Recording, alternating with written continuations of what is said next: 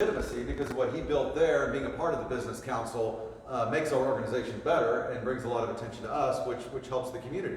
Chappell's has always been the heart and soul of that North Kansas City area there, and helped define it and put North Kansas City on the map, which is some of the stepping stones of where it's there today as an entertainment area. You have to have those anchor businesses that were there originally to kind of bring that culture and that feel there before you could get the cinder blocks and the other businesses and American Fusion Cafe and Harrah's and places like that. You got to have those original businesses. So we really appreciate the fact that he originally chose North Kansas City to put his business there, because it means a lot to us and it means a lot to the businesses and helps us, that's why we're here today.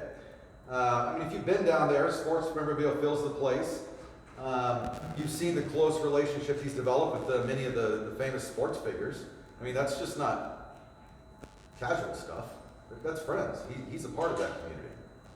He has the unusual distinction for a non-athlete and a non-coach to also be in the Missouri Sports Hall of Fame. So congratulations on that.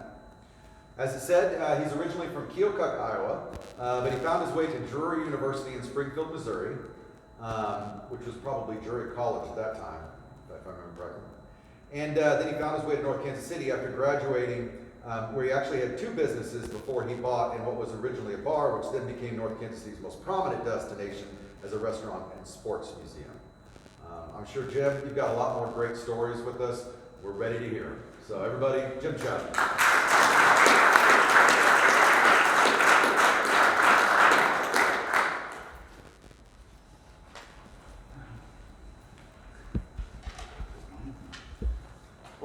Thank you for inviting me.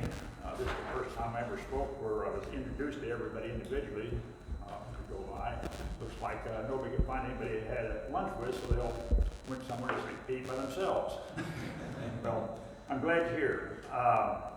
First thing I want to tell you the status of the restaurant. Everybody knows I sold it, and I sold it to some people that didn't do so well. And my friend David Block, who's here today, he bought it along with Alex, and Jim does all the work for him. Jim right up here in front. And his intention is to take it back to where Chappell's was, and he's done a pretty good job on that. And when we get over this virus, I think we'll be back where we were. And thank you for coming, David, Alex, and James. Appreciate that. That was John Amos. That guy was on, always got a kick out of him. He was on Roots and everything. And he used to come back in the restaurant. I enjoyed his company. This film was done by the Kansas City Chiefs television network, and they showed it on Channel 5 at 10:30 at night after sports. And so it was on there for quite a while, and I get a call from this guy, and I knew him and his wife, and he was madder than hell at me. I said, "What's the matter?" And he said, "Well," he says, "you ruined my night last night." I said, "How's that?" He says, "I spent $12 on this little diamond-shaped pill." "You mean a Viagra?" "Yeah, I mean a Viagra." And he says, "I had it ready to kick in at 10:30. So I'm laying there in bed with my wife, and he says, just as we were getting romantic, she says, "Jim's on TV, and he's looking right at us." And so we look and talk for a minute, and I get back in the moment a few minutes later, and she jumps up and says, "I'm not moved, I'm out of mood." And he says, "What's the matter?" I said, "Well, he's right here in the room with us." And I said, "Well, I feel bad about that." So I said, "I'll send you a check for $12, and you tell your wife not to think of Jim Chappell when she's watching in bed with you." So, I was asked to talk about a book here, and I don't want to do it. It's Bill Geist, Lake of the Ozarks. I just want to tell you about this. It's a great book. Bill Geist was on CBS Sunday morning for 30 years. His son's on NBC with Joe Scarborough and everything. And he's got a star on the Hollywood Hall of Fame, Walk of Fame. And he wrote this book about our relationship in Lake Ozarks. Bill Geist was the best man at my wedding, and he was friends with Gina and I. And we had, on our 50th wedding anniversary, she said, "I'll tell you what we ought to do, rather go on a cruise or anything. Why don't we get a reunion with people we worked with at Arrowhead Lodge down the lake and the people that are in our wedding? And I said, Tina, they're dead. But anyhow, she hadn't come in and everything else. And about 15 people showed up. And Billy came in. Now, Billy's not on TV anymore because he has Parkinson's and he's retired. But he shows up. And then we were talking about his 9 books that he had. He showed and everything. He's got 9 bestsellers, and they're really funny books. And he always talked about writing a book about Arrowhead. And so we talked him into doing that. And my wife, every picture in this book is my wife is Cindy. She worked with him to get this book done. And our wedding pictures in there tell how I met and everything else. But that's not what's good about the book. What's good about the book, it's really funny. And so you really want to see it because it's a funny book. So it's on about 10:30. Anybody here from Hellsburg? Well, I want to tell the Hellsburg story. There's a guy named Jeff Comet who worked for Hellsburg. Barnett hired him from Wanamaker's out of Philadelphia, and he was into customer service. And he always said to me, so Jim always gives you the pickle. And I never quite knew what that meant. I knew he meant I did a lot of good service and everything like that. But he always bragged about me and everything, and that was nice. And I'm there one day and I see a book. It says, always give him the pickle. And it's a book written by this guy that owned about 30 restaurants out on the West Coast. And he had this customer that came in every day. He'd get a hamburger, malt, French fries, and he wanted extra pickle. So one day this employee decided to charge him for the pickle. He got all upset, wrote the guy. The guy did what he could to do to help solve the problem. But then he said, the customer service, he wrote this book. He called it Give Him the Pickle. It's about customer service, and he did seminars on it. And Jeff Comet, the president of Hellsburg, used that book, and so he always used that term to me that I always gave him the pickle, give him the compliment. So, as you all know, a few years back, Warren Buffett was on the steps of the Plaza Hotel along with Barnett Hellsburg. And Barnett says, I would like to sell Hellsburg diamonds. And so Warren says, send me the financials. So, as you all know, send the financial, and he buys Hellsburg's. And so I'm standing there one day, and in walks Warren Buffett, Jeff Comet, and Barnett Hellsburg. Walked right up to me, and they said, Jim, we'd like you two to meet. He says, Warren, this is Jim Chappell, this is Warren Buffett. He shakes my hand, he says, I hear you're quite the entrepreneur. I said, funny, I've heard the same about you. Actually, I didn't say that. It's just too good a line to pass up. And so we start talking now. Now, lucky for me, out of 50 states in the Union, the state of Nebraska, I'm a personal friend of the former governor. So now I got some street cred to talk to this guy. I said, you know, we have a personal friend, Kay Orr. I've known her for 35 years. We've traveled with her and her husband and I, and my wife have traveled together, and I understand she's a big supporter. You were a big supporter of hers, and she really appreciated that. And so that was a good conversation. And then I said, also, the people that own Good and Accidental Life, I'm the godfather of the son of them. So now I really got some good street cred. So I'm happy, we're talking, everything's going fine, even today. So then I said, would you like a table? They said, oh no, we didn't come here to eat. He says, we just wanted you two to meet. So I really don't know where to go with this story with something like that. This guy's got $90 billion. He wants to meet me? I'd like to meet somebody's money. But anyhow, I said, well, thank you, and I appreciate you coming. And I guess I could say I never knew a pickle was really worth all that. But it was a nice encounter, and Warren Buffett and Barnett House were really nice guys. Kevin Keatsman, he got fired, but he was the voice of the sports in Kansas City. And when we sold the restaurant, he invited me to talk on his show. So I said, I had an hour, and he said, one thing, somebody told me, he said, one of the things he wants to find out is what you got for the restaurant that you sold it for. And I knew I wouldn't tell him that, but I'm prepared for him. So we get on the show, and everything's going fine. He's calling me a legend, an icon, and butting me up. And finally he says, Jim, he says, that stuff you have, he says, that's irreplaceable. He says, I can't believe what that's worth. He says, how did you ever possibly come up with a price to sell it? I said, it's easy. I said, I had to go outside. I said, I went to Dr. Schwag. Dr. Schwag. He says, who's Dr. Schwag? I said, some wild ass guess. And to be honest with you, it was a guess. I just wanted to get enough money out of it. So, but anyhow, then he got in trouble with the Chiefs later on. I'm walking in the restaurant one night, and this lady walks up to me, and she says, I understand you're the owner. I said, yes. And she says, do you have any Bart Starr stuff in here? I said, yeah, I got Bart Starr stuff in here. I said, he's a great guy. I've met Bart Starr a couple of times. I said, I'm a friend of Lenny Dawson, and we're friends. He says, she said, could I see it? So I showed her around, and she was very interested. She's a very classy business type lady. And she said to me, she says, I should tell you, she says, I'm Bart Starr's administrative assistant. I said, well, that's really nice. She says, would you like to talk to Bart? I said, yeah. And she said, well, I'll call him. She takes the cell phone out, dials, and says, hi, Bart. Says, I'm in Kansas City here. She says, I'm talking to this guy at this restaurant. He's a friend of Lenny Dawson. She says, I think you two would enjoy talking to each other. His name is Jim Chappell. He owns a restaurant. Hands me the phone. So I started talking to him. And it's just like I was talking to Tim Dolan. I mean, it's just easy. He just goes on. He's just as nice as guy. He says, I hear you got a great restaurant there. He says, we talked about Lenny and his relationship and everything like that.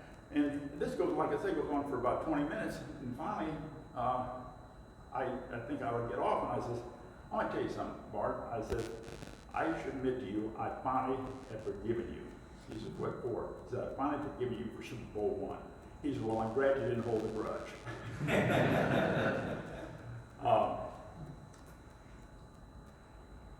I got these stories here. I'm trying to think of one you want to hear because I'm not going to get them all in. I could tell the Mike Garrett story. Mike Garrett, if you saw the film, is a friend of mine. He comes in the restaurant, and late at night, he's moving back to Kansas City. He moved back to Kansas City, and he was in the airport. He thought he'd stop by Chappell before he went out to Johnson County, and so we started talking. He sees on the board there. He says, "I'm in the Missouri Hall of Fame." He kind of looks at that, and I could tell he's a little miffed because he's not in there. He says, "You're in the Missouri Hall of Fame." I said, "Yeah." He said, "You realize, Jimmy," he says, "I'm a consensus first-team All-American from Southern California, University of Southern California." I said, "Yeah, Mike, that's a great achievement." He said, "Jimmy, you also realize," he says, "I scored the first touchdown in the Super Bowl IV when we beat the Minnesota Vikings." I said, "Yeah." I said, "Mark, that's great. I'm real happy with that." He says, "And I'm in the Chiefs Hall of Fame." "Yeah, and you deserve that." He says, "Besides that," he says, "I'm the Heisman Trophy winner, the best football in the nation." And he's not winning the Heisman Trophy. I said, "Yeah, Mike, those are all great accomplishments."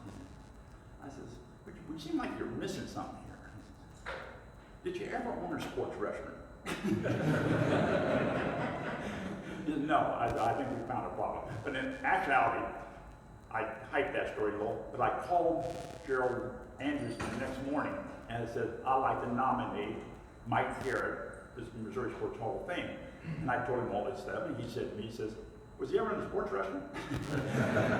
No, so he got in the next class. As you all know, Mike Murphy used to do shows at my place all the time. And I did shows I do go over his show place and did shows. And we called it Southeast Iowa Show. He was from Ottumwa, Iowa, and I'm from Keokuk, which is about 60 miles apart. We were in the same conference. And he's a couple years older than I, but we had a lot in common. And we called it Southeast Iowa Show and everything else. And he'd do shows at my place, but he never charged me. I'll go back to Grigsby. Those commercials there, Grigsby never charged me for those commercials. He did for me and Alex Gates.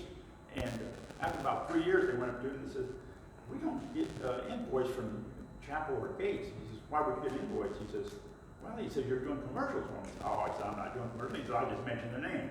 But he mentioned my name for about a minute and a half. So that's the great deal.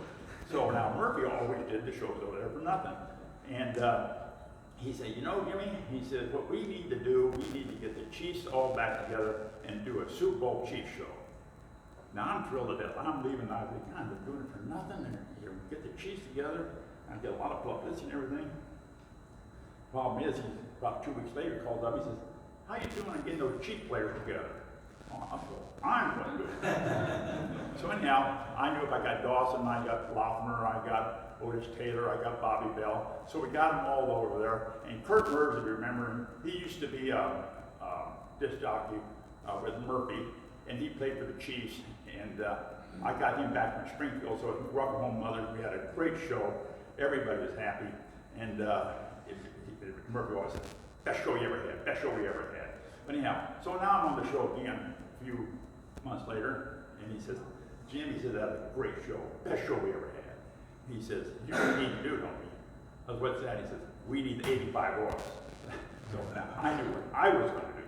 So I knew if I got Brett, it'd work out. So we got Brett and Larry Jackson and Walton, and we had another good show. But that was kind of a fun thing to do too. USA Today, they've always been good to me. They always put me at the top restaurant, and they always talk about me and everything. So somebody called me up and said, Jim, says, you've just been voted the best place in the country to watch the Super Bowl. I said, well, that's great. I said, there's only one problem with that. I said, I'm not open on Sunday. So now I got to scramble. I get a call on Channel 9, I get a Channel 4, I get a Channel 41, and they all want to do a story on me being the #1 place in the country to watch the Super Bowl. So now I got to make a decision. So at the last minute there, I said, I'm opening up. It's the game was the Denver Broncos and Seattle. It's a horrible game. Remember, Manning dropped snap and everything, and it's horrible. And I don't think I had more people there than I have here today. but I opened it, and I wanted to have some credibility with them and everything. So now, as was mentioned on here, I want to finish that. This Kansas City Star did a front page article on it. It says, iconic bar opens for the deal. I got more publicity out of not being open than if I was open. It's kind of like the fire. The story when the fire in 1997 and the fire, it wasn't the story that half the block burned. The story was that Chappell didn't burn. They're interviewing me, and this guy over there lost his insurance business. He's over there crying. And they were talking to me about how lucky I was that it didn't burn. I said, talk to that guy. He lost everything. He's over there crying. Don't talk to me. And I thought that was kind of odd. That the story was iconic restaurant saved by fire rather than the whole town burned down. I get letters all the time. I got thousands of letters, and I really enjoy reading them. Some of them are just, small, but I get this letter from a Susan Bales, and she understands that I'm we understand, and she says, I understand that you collect memorabilia and that you know a lot about memorabilia. She said, well, my father has some memorabilia, and I've been directed to you to get some help with it because I know you know my father. I said, that's fine. And she says, my father's name is Gerald Ford. And I got the letter. So I wrote it back and forth in a nice way that she didn't have anything. But I did it the best I could. I'm going to let it kind of open up for questions now. And if anybody got any questions? Oh, I got to tell the Stan Usual story. I told you I'd tell the Stan Usual story. I have a comment more than anything. Love your stories. I've been to the place a couple times here and there. I come down regularly, but the thing also, I think, when we talk about I can't hear you. North Kansas City, it's an iconic sports museum and restaurant and bar, but it's also a meeting place where a lot of people from the surrounding businesses, the community, even that don't even live in North Kansas City, and those that do, come in there regularly, and it's almost like a sports museum with a little bit of cheers thrown in. So, Thanks, sir. Thank you. I got to tell the Stan. I told Timmy I'd tell the Stan Usual story. I grew up, this will be the last story I tell you. I grew up in Keokuk, Iowa, and we were Cardinal fans. And there's anybody I idolized was Stan Usual. Stan the Man Usual was the guy. So I never met him. So now I'm an adult, and I'm down in Jeff City. I'm in a part of the governor's mansion, and I look across from it and there stands Stan Usual And actually, my mouth almost dropped open. I said, there's Stan Musial, the greatest ball player there ever was. And this little nondescript lady standing next to me says, he never could hit 400. Yeah, but the last guy hit 400 was over 50 years ago, and now he's Ted Williams. And I'll tell you something else. He's got a 333 batting average, lifetime batting average. Yeah, he never hit 400. I said, I remember the day that Stan Musial hit 5 home runs in a doubleheader on Sunday afternoon. I listened to it on the radio. He says, that's great. But he never hit 400. I said, lady, this guy won 7 batting titles. 7 batting titles. She said, yeah, but he never hit 400. I said, you know what? You sound like Mrs. Ted Williams. She says, I'm not Mrs. Ted Williams, but I am Mrs. Stan Musial. She said, I want you to meet my husband. And she said, and I'm going to thank you, Jim, you hung in there with me. You hung in. And so she introduced me to Stan Musial, and that was a nice evening. And thank you very much. It's been a pleasure talking to you. And we just take any other questions.